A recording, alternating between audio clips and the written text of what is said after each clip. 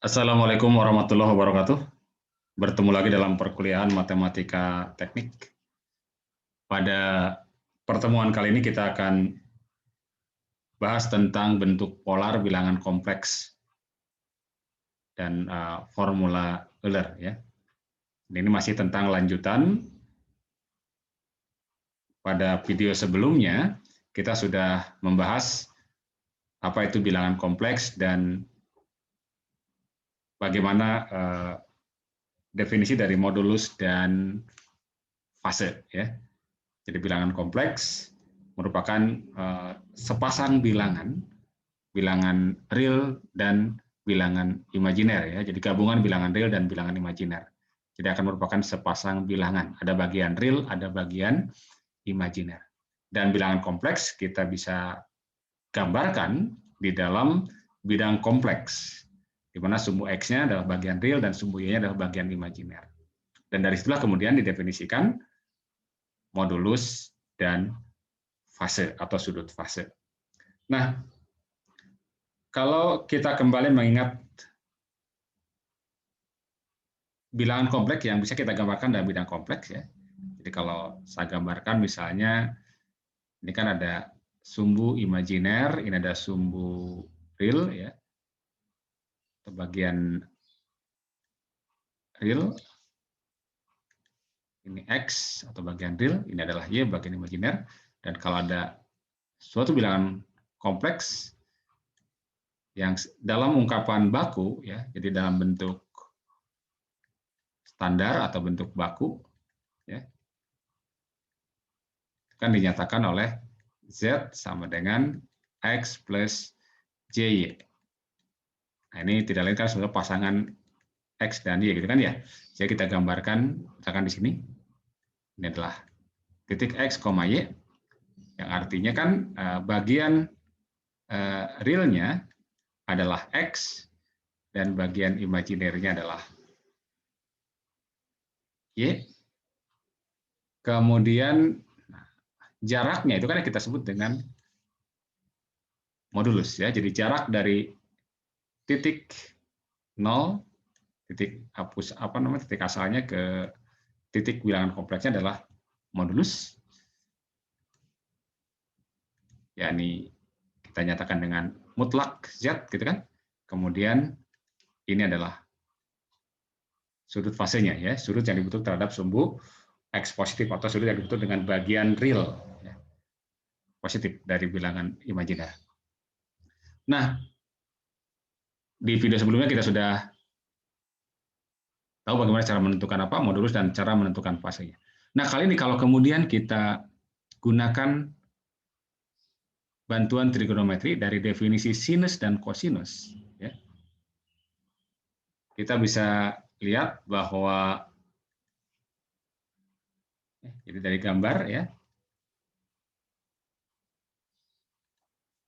sinus theta itu kan sama saja dengan bagian sisi depan dibagi sisi miring kan ya, berarti Y dibagi dengan modulus Z ya atau mutlak Z. Sehingga kita dapatkan bahwa di sini bahwa Y sama saja dengan mutlak Z dikalikan dengan sin theta. Sementara cos theta samping dibagi miring, berarti X dibagi dengan mutlak Z ya. X dibagi dengan mutlak Z.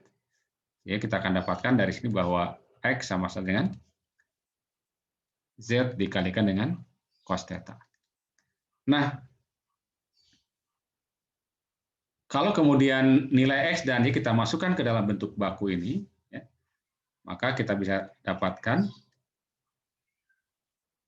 Z, jadi dapat ditulis ya, bahwa Z sama dengan X-nya adalah mutlak Z kali cos theta ditambah J kali Y. Berarti J, Y-nya adalah mutlak Z dikalikan dengan sin theta. Atau kita bisa dapatkan dari sini bahwa Z sama dengan mutlak Z atau modulus dari Z ya, dalam kurung dikalikan dengan cos theta ditambah dengan J sin theta. Nah, ungkapan cos theta plus J sin theta ini dapat diganti dengan suatu eksponen yang diperoleh dari formula Euler ya. Jadi Euler telah menurunkan yang menggunakan deret, namun tidak akan saya bahas di sini ya. Formula Euler, dia menyatakan atau mendapatkan bahwa E pangkat J theta itu ternyata sama dengan cos theta ditambah dengan J sin theta. Nah, termasuk kalau negatif misalnya E pangkat minus J theta, ini tinggal mengganti ini saja ya, cos theta min J sin theta. Ini formula Euler ya. Nah, dengan mengganti cos theta plus J sin theta menjadi E pangkat J theta, maka diperoleh ya. Jadi bentuk polar disebutnya kemudian ya. Jadi bentuk polar. Jadi ini sendiri sebenarnya sudah dinyatakan sebagai bentuk polar ya. Jadi bentuk polar ya dari bilangan kompleks ya.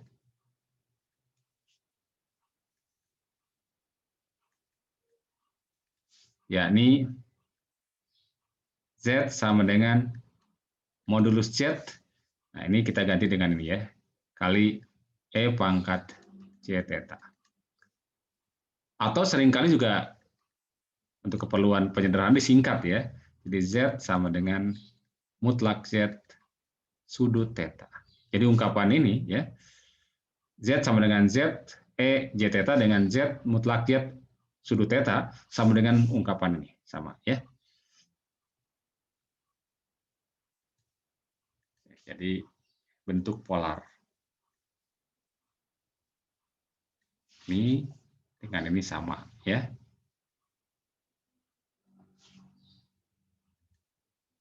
Ini adalah bentuk polar dalam apa namanya? Formula Euler ya. Baik, kita lihat contohnya ya.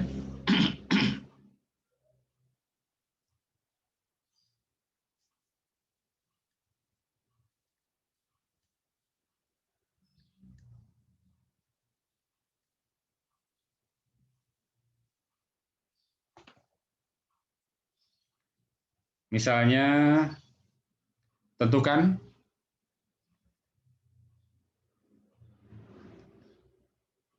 bentuk polar ya, atau bentuk kutub dari Z sama dengan min 1 plus J akar 3.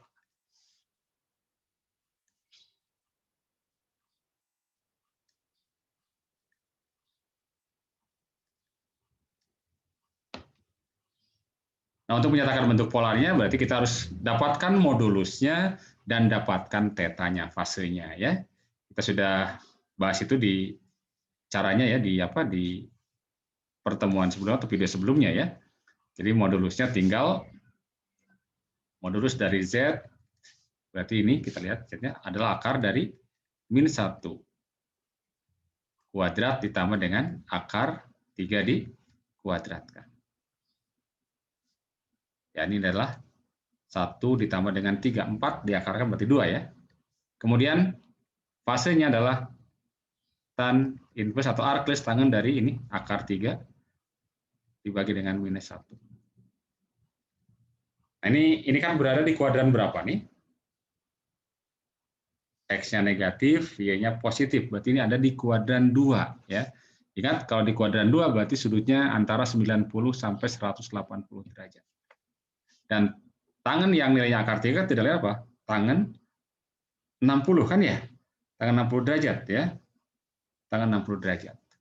Berarti karena harus ada di kuadran 2 berarti ini sama saja dengan 180 derajat dikurangi dengan 60 derajat. Berarti 120 derajat. Atau kalau dalam radian ya 120 per 360 kali 2pi atau 120 dibagi 180 kali V ya. Yakni 2pi per 3 ya. 2pi per 3. Nah, jadi kita dapatkan dari sini ya. Kita dapatkan dari sini bahwa Z sama dengan min 1 plus C akar 3 itu bisa kita nyatakan dalam formula atau dalam bentuk polar menjadi 2 E pangkat C 2pi per 3. Ya. Atau boleh diungkapkan oleh 2 sudut ya, 120 derajat. Jadi ada semacam konvensi tidak tertulis ya bahwa kalau kalau dinyatakan J ini pakai radian, kalau begini biasanya sudut biasa aja. Tetapi ini juga boleh saja kalau misalkan ini J 120 derajat ya, atau 2 pi per 3. Silakan aja lah ya.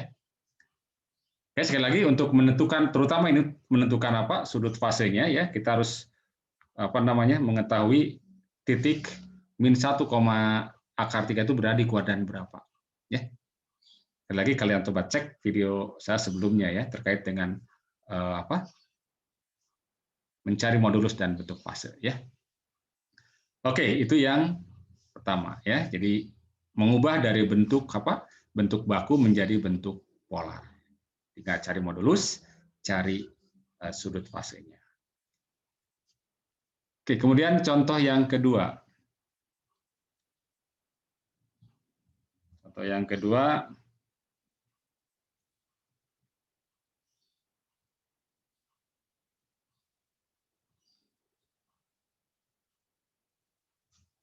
misalnya sekarang saya balik ya. Saya balik, tentukan bentuk baku dari misalkan yang A, E pangkat JV, kemudian yang B, E pangkat min JV, kemudian yang C, misalkan 3E pangkat JV per 2, yang keempat misalnya, yang C ya, yang D, sorry ya, yang D, misalnya 4E pangkat min JV per 4 misalnya. Baik.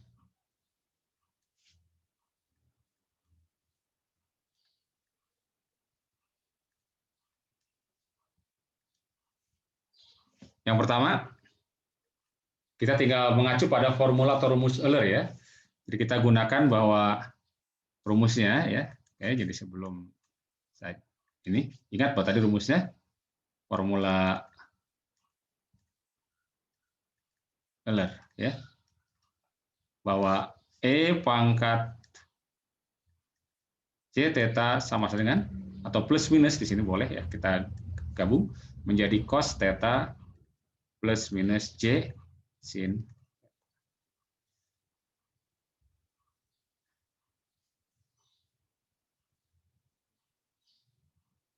Kayak yang A, E pangkat JV berarti sama dengan apa? Cos V ditambah dengan J sin V. Cos V nilainya berapa? Minus 1. Sementara sin V nilainya apa? 0 ya? Oke, sin 180 derajat, 0 ya. Berarti sama dengan apa? Minus 1. Jadi E pangkat JV sama dengan minus 1. Kemudian yang B, E pangkat min JV. Ini sama dengan apa? Cos V dikurangi J sin V. Gitu kan ya? Lagi-lagi nih, ini adalah minus 1, ini adalah C kali 0. Ya. Berarti sama dengan minus 1. Jadi E pangkat min JV sama dengan minus 1. Jadi dari sini kita lihat bahwa ternyata E pangkat JV dengan E pangkat min JV hasilnya sama ya. Perhatikan ini sama sih. Bisa kalian ingatlah ini ya. Oke. Kemudian yang C,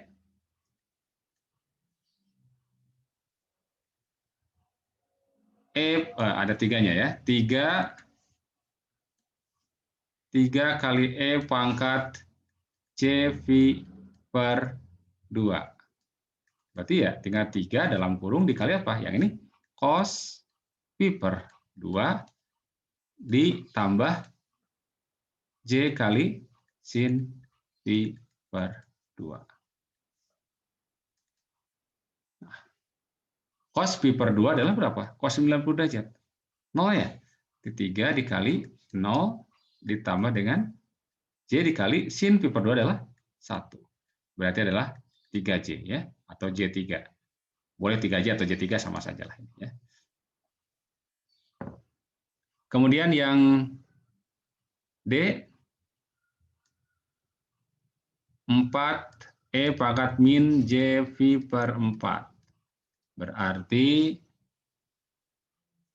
4 dikali dengan cos V per 4 dikurang ya, ingat ini negatif ya, J sin V per 4. 4 cos V per 4 adalah setengah akar 2 ya, setengah akar 2. Kemudian J sin V per 4 juga sama ya, cos dengan sin untuk V per 4 sama, jadi setengah akar 2. Kita kalikan sini, berarti 4 kali 2, 2 akar 2, min J 2 akar 2 ya, J 2 akar 2.